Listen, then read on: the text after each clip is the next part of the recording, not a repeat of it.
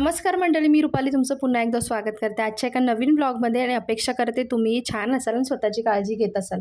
तर आज ना मी तुमच्यासोबत 2 दिवसाचा ब्लॉग शेअर करणार आहे आणि खूप छान इंटरेस्टिंग ब्लॉग आहे।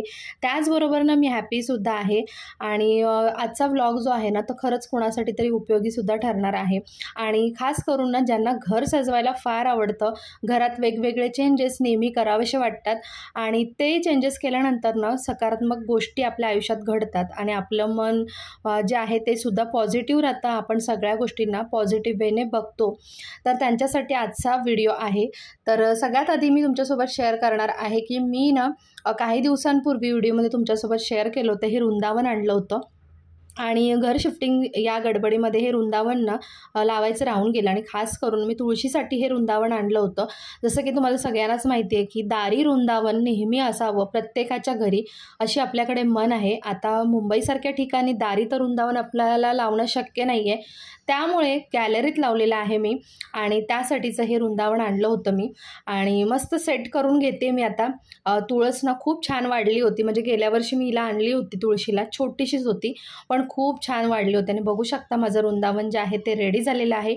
अगदी मेजरमेंटने हे वृंदावन मी आणलं होतं आणि आता ते सेट करून घेते। फक्त आता ना मला या वृंदावनाच्या जवळ ना दिवा लावण्यासाठी ना काहीतरी सोय करायची, म्हणजे दिवा मी नेहमी तुळशीजवळ लावते पण सध्या काय होतं ना हवेमुळे दिवा काही राहत नाही आहे, त्यामुळे बघूया आता काय मला आयडिया करता येईल। त्यासोबत ना एक कटिंग मी इथे जी होती ना तर ती सुद्धा लावून घेतली बांबूची आणि मस्त अशी सेट केली, तुम्हाला पुढे व्हिडिओमध्ये दिसेलच। आणि त्यानंतर मग ना हा नेक्स्ट डेचा व्लॉग आहे, म्हणजे काल इव्हनिंगचा तुमच्यासोबत शेअर केला, त्यानंतर हा नेक्स्ट डे मॉर्निंगचा व्लॉग। तर प्रज्ञेला ना स्कूलमध्ये आज मी टिफिनमध्ये मस्त असं ना काकडी कांदा वगैरे टाकून मिक्स व्हेजिटेबल्स म्हणजे टाकून आणि त्यासोबत पनीर आणि ग्रीन चटणी मिक्स करून मस्त असं सँडविच बनवून दिलं होतं आणि त्यावरून मस्त थोडंसं का असे ना चीज टाकलं होतं आणि मस्त असं सँडविच त्याला गरम करून दिलं होतं तव्यावरती शॉर्टकटमध्ये आणि तो खाऊनसुद्धा गेला आणि ते घेऊनसुद्धा गेला आणि त्याला फार आवडतं हे। तर म्हटलं एक ब्रेड राहिला होता तर तो मी म्हटलं बनवून घेते माझ्यासाठी आणि लोलोसाठी आणि त्यानंतर माझा ॲज युजलचा ज्यूस जो होता सकाळी बनवला होता मी, तर म्हटलं तो सुद्धा पिऊन घेऊया।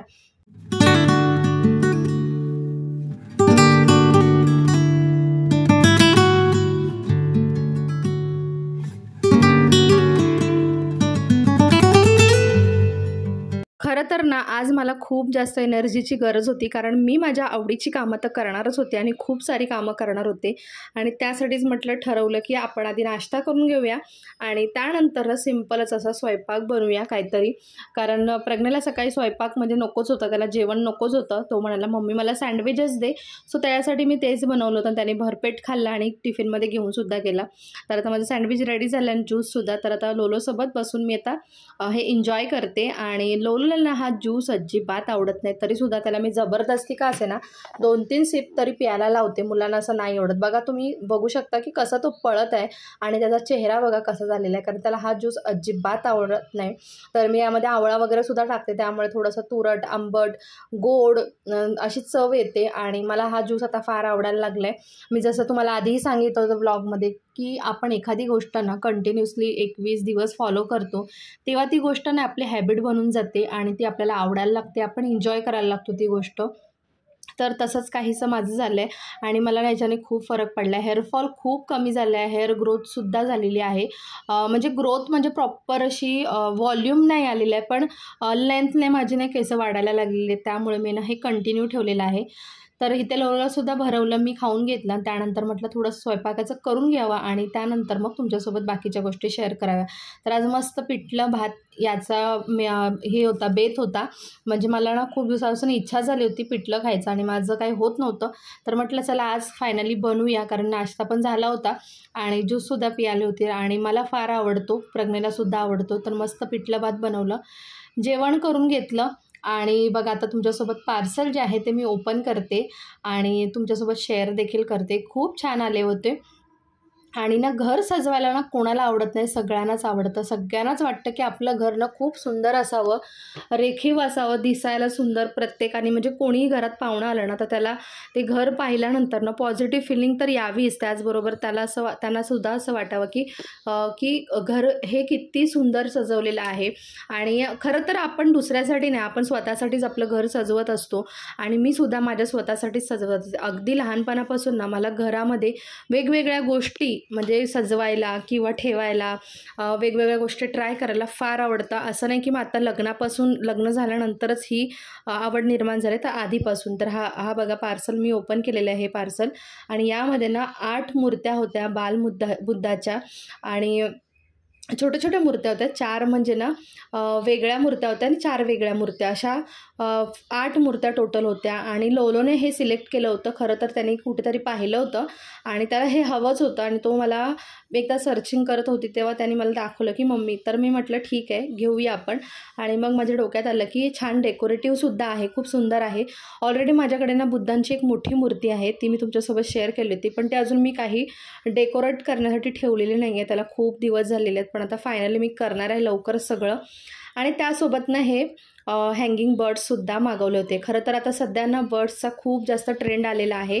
पण मला वॉलवालं नाही तर मला हँगिंगवालं पाहिजे होतं. कारण आमच्या इथे घरामध्ये ना अशी जागा आहे जिथे मी हे ना हँग करू शकते, म्हणजे गॅलरीच्या इथे. आणि खूप हवा आहे, त्यामुळे ना हवेमुळे हे जर हललं तर ते अजून छान दिसेल.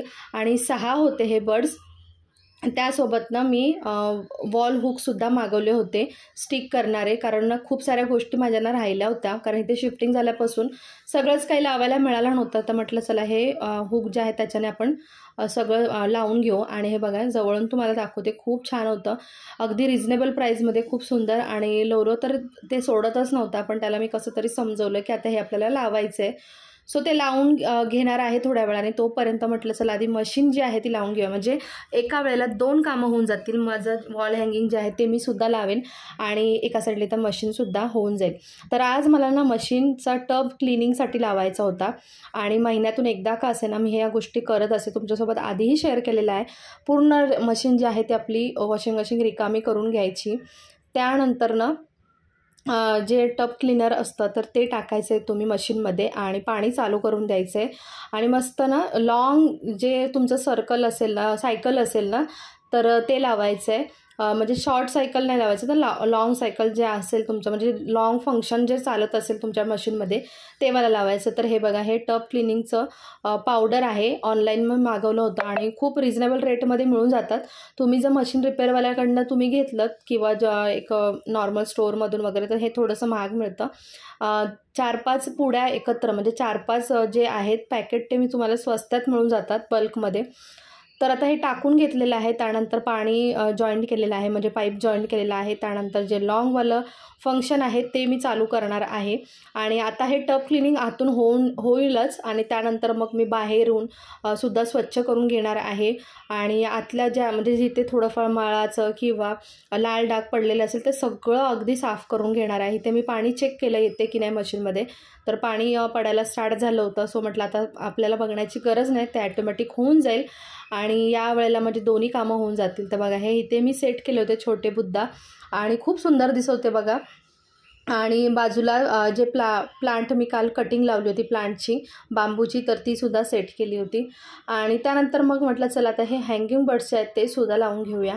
आणि मला ना खूप सारे चेंजेस करायचे आहेत. मी हळूहळू करणार आहे, कुठलीही गोष्ट पटकन होत नाही, कारण आपल्याला बजेटचा सुद्धा विचार केला पाहिजे. पटकन सगळी गोष्ट घेतली आणि केलं असं होत नाही, थोडाफार बजेटचा पण विचार केला पाहिजे. आणि मी होईल तेवढं शक्य ना चांगल्या आणि स्वस्तातल्या वस्तू मागवते, म्हणजे मला जे चांगल्या वाटतात ना त्याच वस्तू मी मागवते. असं नाही की स्वस्त मिळतं म्हणून काही मागवायचं, तर छान वाटतील अशा गोष्टीच मागवते. आणि तुम्ही बघू शकता कसा छान लुक तयार झालेला आहे.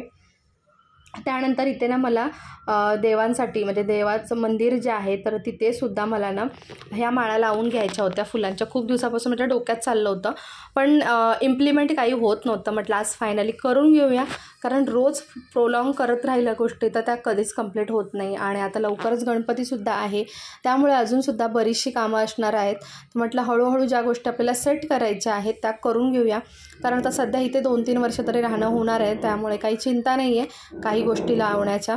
तर इथे मी स्वतः सगळं लावून घेतलेलं आहे आणि तुम्हाला विश्वास वाटणार, मी पहिल्यांदाच असं काही ट्राय केलेलं स्वतःहून लावायचं. तर मी गोष्टी घेतल्या ना तर मिस्टरांना सांगते लावायला, पण आज पहिल्यांदा मी स्वतः सगळं सेट करून घेतलं होतं. कारण म्हटलं चला कोणाची वाट बघायला नको, त्यांना कधी वेळ मिळेल ते कधी लावतील तोपर्यंत आपणच सेट करून घेऊया. आणि ह्या 2 गोष्टी ज्या आहेत ना त्या मी आधीच मागवल्या होत्या, तुमच्यासोबत शेअरही केल्या होत्या. पाहिजे तर पुन्हा लिंक देईन आणि या सगळ्या गोष्टींची सुद्धा तुमच्यासोबत लिंक देईन, शेअर करेन. तर नक्की बघा, तुम्हाला आवडलं तर नक्की मागवा. तर बघा असं काही मंदिर माझं दिसत होतं आणि त्यानंतर म्हटलं आता स्वयंपाकाला लागूया. तर ह्यांनी ना टाकळ्याची भाजी आणली होती, तर आता म्हटलं तीच आपण बनवूया संध्याकाळी जेवणामध्ये. तर मस्त भाजी क्लीन करून घेतली, धुवून घेतली आणि बेड्याच्या तव्यामध्ये भाजी बनवणार होती. त्यानंतर मग भरपूर सारं लसूण आणि त्यानंतर मिरची आणि भरपूर सारा कांदा असं टाकून मस्त अशी भाजी बनवली. वरून खोबरं सोडलं, कारण कोकणी आहोत त्यामुळे खोबरं तर मस्त आहे आणि खूप सुंदर भाजी झाली होती. पावसाळ्यात नक्की खा ह्या भाज्या, औषधी आहेत, बहुगुणी आहेत आणि शरीरासाठी खरंच खूप चांगल्या आहेत. तर नक्की ट्राय करा. मी उद्या मस्त असा ना मेदूवडा, त्याचबरोबर मसाला डोसा, साधा डोसा असं छान असा बेत होता, त्यासाठी हे सगळं भिजत घातलं होतं सकाळी. आता हे वाटून घेते आणि आजचा व्लॉग जो आहे तो सुद्धा इथे सेंड करते. आणि असेच व्लॉग पाहण्यासाठी ना चॅनलला लगेच सबस्क्राईब करा आणि व्हिडिओला लाईक करायला विसरू नका. पुन्हा भेटू एक छानशा व्हिडिओसोबत, तोपर्यंत बाय.